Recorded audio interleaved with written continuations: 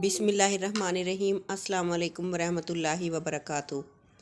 حضور صلی اللہ علیہ وسلم نے فرمایا، مرنے کے بعد مردے کی قبر میں سب سے پہلی حرکت کیا ہوگی؟ جاننے کے لیے ویڈیو کو آخر تک ضرور دیکھیے گا۔ ویڈیو شروع کرنے سے پہلے اگر آپ نے ہمارے چینل کو ابھی تک سبسکرائب نہیں کیا تو ہمارے چینل کو ضرور سبسکرائب کر دیں۔ عذاب قبر سے مراد برزخ میں ہونے والا عذاب ہے۔ اسے عذاب قبر اس لیے کہا جاتا ہے کہ عام طور پر میت کو قبر میں ہی دفن کیا جاتا ہے، ورنہ جسے اللہ تعالیٰ نے عذاب دینے کا ارادہ فرمایا ہے اسے عذاب ضرور ہوگا، چاہے وہ قبر میں دفن ہو یا نہ ہو، خواہ اسے درندوں نے کھا لیا ہو یا اسے جلا کر اس کی خاک ہوا میں اڑا دی گئی ہو۔ حضرت ام سلمہ رضی اللہ تعالیٰ عنہ نے اپنے شوہر ابو سلمہ رضی اللہ تعالیٰ عنہ کی وفات کا واقعہ اس طرح بیان کرتی ہیں کہ وفات کے وقت میرے شوہر کی آنکھیں کھلی تھی جبکہ جسم حرکت میں نہ تھا اور نہ ہی وہ بول سکتے تھے۔ کسی نے رسول صلی اللہ علیہ وسلم کو میرے شوہر کی اس حالت کی خبر دی تو آپ صلی اللہ علیہ وسلم ہمارے گھر تشریف لائے۔ جب نبی اکرم صلی اللہ علیہ وسلم میرے شوہر کے پاس آئے تو دیکھا کہ میرے شوہر کی آنکھیں کھلی ہیں، تو انہوں نے اپنے ہاتھ مبارک سے آنکھیں بند کرتے ہوئے فرمایا، جب موت کا فرشتہ انسان کی روح قبض کرتا ہے تو مرنے والے کی آنکھوں کی روشنی بھی روح کے ساتھ چلی جاتی ہے۔ جب نبی اکرم صلی اللہ علیہ وسلم کے منہ سے یہ الفاظ نکلے تو گھر والوں نے رونا شروع کر دیا کہ ابو سلمہ رضی اللہ تعالیٰ عنہ اب اس دنیا میں نہیں رہے۔ آپ صلی اللہ علیہ وسلم نے فرمایا کہ مرنے والے کو ہمیشہ اچھے الفاظ میں یاد کیا کرو، کیونکہ اس وقت فرشتے پاس ہوتے ہیں۔ میت کے ارد گرد بیٹھے ہوئے لوگ جو باتیں کرتے ہیں فرشتے ان باتوں پر آمین کہتے ہیں۔ پھر نبی اکرم صلی اللہ علیہ وسلم نے اللہ تعالیٰ سے دعا کی کہ اے اللہ، ابو سلمہ کو قبر کے عذاب سے محفوظ فرما اور اس کو اپنے خاص بندوں میں شامل کر لے جن پر تیرا خاص کرم ہے۔ ان کی قبر پر اپنی رحمتیں فرمانا اور قبر کو نور سے مالا مال کر دینا۔ نبی اکرم صلی اللہ علیہ وسلم کی اس دعا سے ثابت ہوتا ہے کہ جب مسلمان وصال کر جاتا ہے تو اللہ تعالیٰ مسلمان کی قبر میں نور اور رحمتیں عطا کرتا ہے، جبکہ غیر مسلم مرتا ہے تو اللہ تعالیٰ اس کی قبر کو تنگ اور عذاب سے بھر دیتا ہے۔ اس دنیا سے پردہ کرنے کے بعد انسان کے لیے سب سے پہلی خطرناک منزل قبر ہی ہے۔ اگر انسان اپنی پہلی منزل یعنی قبر کے عذاب سے بچ جائے تو اس کے لیے باقی سب منزلیں پار کرنا کوئی مشکل نہیں رہ جاتا۔ اس لیے نبی کریم صلی اللہ علیہ وسلم نے فرمایا کہ انسان کو مرنے کے بعد بہت سی منزلیں طے کرنی پڑتی ہیں، جن میں سے سب سے پہلے قبر کا عذاب ہوتا ہے۔ اگر انسان قبر کی سختی سے بچ جائے تو دوسری منزلیں اس کے لیے آسان ہو جاتی ہیں۔ ایک دفعہ نبی کریم صلی اللہ علیہ وسلم قبرستان سے گزر رہے تھے تو رسول اللہ صلی اللہ علیہ وسلم نے قبر کا عذاب بیان کرتے ہوئے فرمایا کہ مجھے اگر اس بات کا ڈر نہ ہوتا کہ تم میت کو قبر میں دفنانا چھوڑ دو گے تو میں اپنے رب کریم سے دعا فرماتا کہ وہ تم لوگوں کو قبر کے عذاب سے آگاہ کر دیتا، بالکل اسی طرح جس طرح میں دیکھ رہا ہوں اور سن رہا ہوں۔ آپ صلی اللہ علیہ وسلم جب صحابہ کرام کو قبر کے عذاب سے آگاہ کرتے تو سب کے رونگٹے کھڑے ہو جاتے۔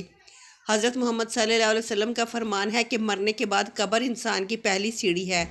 جس بندے کی یہ منزل آسان ہو گئی تو باقی سب منزلیں اس کے لیے آسان کر دی جاتی ہیں۔ جس نے اس منزل میں آسانی حاصل نہ کی تو اس کے لیے دوسری منزلیں عبور کرنا بہت مشکل ہو جاتا ہے۔ نبی کریم صلی اللہ علیہ وسلم نے فرمایا کہ میں نے آج تک قبر سے سخت ترین منظر کبھی نہیں دیکھا۔ نبی اکرم صلی اللہ علیہ وسلم کا فرمان مبارک ہے کہ میت کو جب قبر میں داخل کر کے گھر کی طرف لوٹتے ہیں تو میت لوگوں کے چلنے کی آواز کو اچھی طرح سن رہی ہوتی ہے۔ اگر مرنے والا سچا مسلمان ہے تو نماز اس کے سر کی طرف، روزہ اس کے دائیں طرف، زکوٰۃ اس کے بائیں طرف اور دوسرے جتنے بھی نیک اعمال ہیں وہ اس کے پاؤں کی طرف آ جاتے ہیں۔ اور وہ جب بھی قبر کا عذاب اس کے پاس آتا ہے تو نماز، روزہ، حج، زکوٰۃ، خیرات، اس کے نیک اعمال اس کی حفاظت کرتے ہیں۔ پھر اس سے کہا جاتا ہے کہ بیٹھ جاؤ، چنانچہ وہ بیٹھ جاتا ہے۔ اس کو سورج ایسے دکھائی دیتا ہے جیسے غروب ہونے کو ہے۔ پھر اس سے کہا جاتا ہے کہ تم اس شخص کے بارے میں جو تم میں مبعوث ہوا تھا کیا کہتے ہو، اس کے متعلق کیا گواہی دیتے ہو؟ وہ کہتا ہے کہ مجھے ذرا نماز پڑھ لینے دو۔ اسے کہا جاتا ہے کہ تم عنقریب یہ کام کر لوگے، پہلے اس سوال کا جواب دو کہ تم اس شخص کے بارے میں جو تم میں مبعوث ہوا تھا کیا کہتے ہو اور کیا گواہی دیتے ہو؟ وہ گواہی دے گا کہ رسول اللہ صلی اللہ علیہ وسلم اللہ تعالیٰ کے آخری نبی ہیں جو اللہ تعالیٰ کا دین لے کر تشریف لائے۔ پھر اس سے بولا جائے گا کہ اسی یقین کے ساتھ تم حیات رہے اور اسی یقین پر دنیا سے تمہیں اٹھا لیا گیا اور اسی کے ساتھ تم کو دوبارہ زندہ کیا جائے گا۔ ان سب باتوں کے بعد اس کے لیے جنت کا دروازہ کھولا جاتا ہے۔ وہ قبر میں ہی جنت کو دیکھ کر بہت خوش ہوتا ہے۔ پھر اس کو جہنم کا دروازہ کھول کر دکھایا جاتا ہے اور کہا جاتا ہے کہ اگر تیرے اعمال اچھے نہ ہوتے تو تم کو جہنم کے گہرے حصے میں ڈال دیا جانا تھا۔ نیک بندے کی قبر کو اللہ تعالیٰ کشادہ کر دیتا ہے اور نور سے بھر دیتا ہے، اس کی روح کو اعلیٰ قسم کا عطر لگا کر رکھ دیا جاتا ہے۔ غیر مسلم کے بارے میں یہ فرمان ہے کہ جب قبر کا عذاب اس کے جسم پر آتا ہے تو اس کے گرد گرد کوئی نیک اعمال نہیں ہوتے جو اس کی حفاظت کر سکے۔ پھر اس کافر کو حکم دیا جاتا ہے کہ یہاں پر بیٹھ جاؤ، تو وہ ڈرتا ڈرتا بیٹھ جاتا ہے۔ اس کو آخری نبی صلی اللہ علیہ وسلم کے بارے میں پوچھا جاتا ہے تو وہ کچھ نہیں بتا سکے گا کہ یہ کون ہے۔ کہ محمد صلی اللہ علیہ وسلم کے بارے میں بتایا جائے گا تو وہ جواب دے گا کہ میرے علم میں نہیں ہے کہ محمد صلی اللہ علیہ وسلم کون ہے۔ پھر اس کو فرمایا جائے گا کہ دنیا میں بھی غیر مسلم تھا، غیر مسلم مرا اور غیر مسلم ہی دوبارہ زندہ ہوگا۔ پھر اس کو جنت کا دروازہ کھول کر دکھایا جاتا ہے اور کہا جاتا ہے کہ اگر تیرے نیک اعمال ہوتے تو تجھ کو ہمیشہ کے لیے جنت میں گھر مل جانا تھا۔ پھر اس کو جہنم لے جایا جاتا ہے اور کہا جائے گا کہ تو نے ہمیشہ سے ہی گناہوں کو پسند کیا، اس لیے تیرا ٹھکانہ جہنم ہے۔ وہ جہنم کو دیکھ کر حیران ہوگا اور کہے گا کاش میرا بھی نامہ اعمال نیک ہوتا اور مجھے جنت میں داخل کر دیا جاتا۔ پھر اللہ تعالیٰ اس کافر کی قبر کے چاروں اطراف کو آپس میں ملا دے گا اور اس کی پسلیاں ریزہ ریزہ ہو جائیں گی۔ اللہ تعالیٰ کا فرمان ہے کہ جو بندہ میرے بتائے ہوئے کاموں پر عمل نہیں کرے گا تو میں اس کے لیے قبر کو تنگ کر دوں گا۔